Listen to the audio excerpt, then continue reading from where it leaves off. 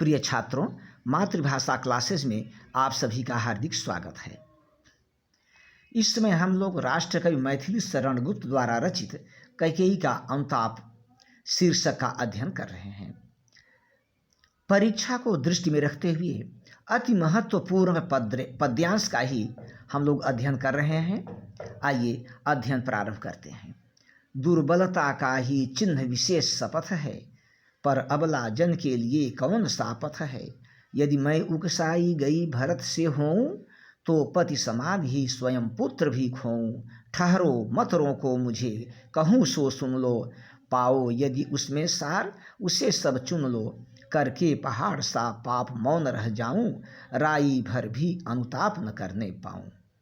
शब्दार्थ देखिए।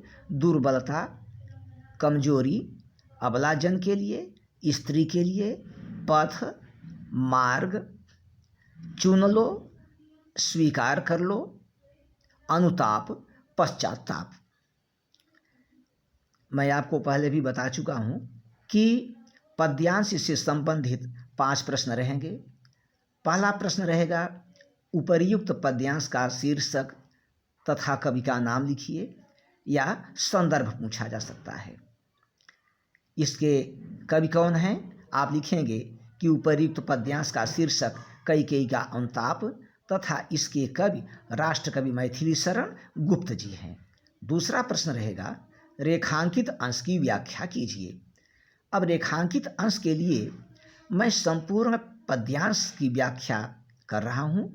जो भी रेखांकित आएगा आप उसे बहुत आसानी से कर ले जाएंगे। आइए व्याख्या। दुर्बलता का ही चिन्ह विशेष शपथ है।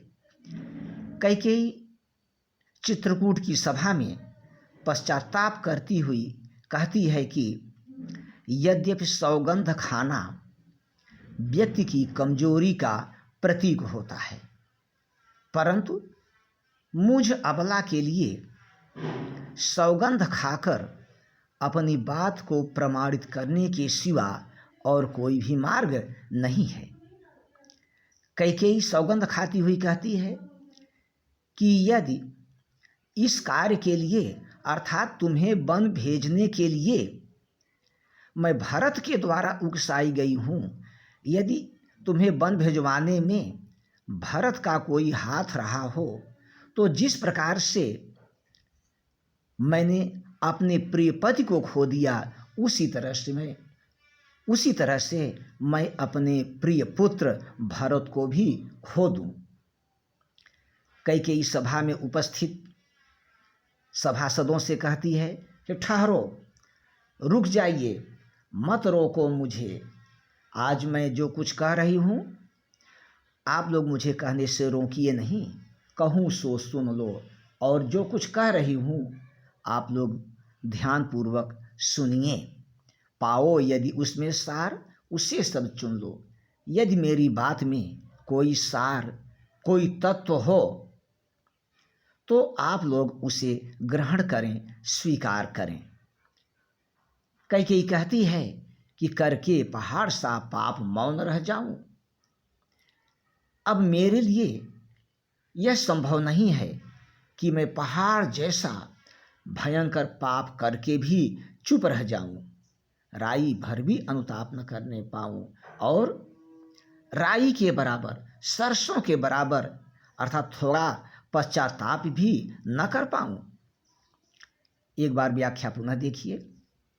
कैकेयी चित्रकूट की सभा में पश्चाताप करती हुई कहती है कि यद्यपि सौगंध खाना व्यक्ति की दुर्बलता का परिचायक है, कमजोरी का प्रतीक है, परंतु मुझ अबला के लिए सौगंध खाकर अपनी बात को प्रमाणित करने के सिवा और कोई भी मार्ग नहीं है। कैकेयी कहती है कि यदि मैं इस कार्य के लिए, अर्थात राम को वन भेजने में भरत के द्वारा उकसाई गई हूँ, यदि भरत के द्वारा उकसाई गई हूँ, अर्थात यदि तुम्हें वन भेजने में भरत का भी हाथ रहा हो, तो जिस प्रकार से मैंने अपने प्रिय पति को खो दिया, उसी तरह से मेरा प्यारा भरत भी खो जाए, ठहरो, मत रोको मुझे, कहूँ सो सुन लो। कैकेयी उपस्थित सभासदों से कहती है कि आप लोग रुक जाइए, मत रोको मुझे, मैं जो कुछ कह रही हूँ मुझे कहने से रोकिए नहीं, और जो कह रही हूँ उसे आप लोग ध्यान से सुनिए। यदि मेरी बात में आपको कोई सार अर्थात तत्व लगे तो आप लोग उसे ग्रहण करिए। करके पहाड़ सा पाप मौन रह जाऊं। कैकेयी कहती है कि मैं पहाड़ जैसा भयानक पाप करके शांत रह जाऊं? नहीं, यह मेरे लिए असंभव है। क्या मुझे इस पहाड़ जैसे पाप की तुलना में सरसों के बराबर पश्चाताप करने का भी अधिकार नहीं है? अर्थात क्या मैं पश्चाताप भी नहीं कर सकती हूँ?